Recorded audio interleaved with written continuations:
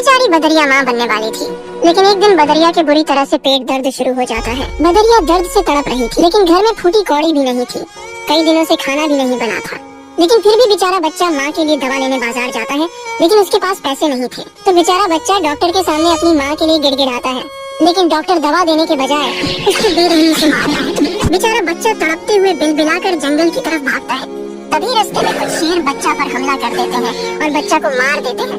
इधर बदरिया एक छोटे से बच्चे को जन्म देती है, लेकिन जब उसका बड़ा बच्चा बाजार से वापस नहीं आता तो बदरिया अपने छोटे बच्चे को झोपड़ी में छोड़कर बड़े बच्चे को ढूंढने जाती है।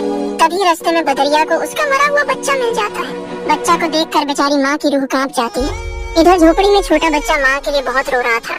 तभी रोने की आवाज सुनकर कुछ जंगली भेड़िया झोपड़ी में आ जाते हैं और बेचारे बच्चे को हमला करके मार देते हैं। जब माँ अपने मरे हुए बच्चे को छाती से लगाकर वापस घर आती है तो अपने छोटे बच्चे को देखकर बेहोश होकर गिर जाती है, और जब होश में आती है तो दोनों बच्चों को गोदी में लिए चीख चीख कर रोती है, और फिर हजारों सालों तक अपने बच्चों की याद में बच्चों को छाती से लगाकर उसी जगह भूखी प्यासी बैठी रहती है और हमेशा के लिए अपने प्राण छोड़ देती है।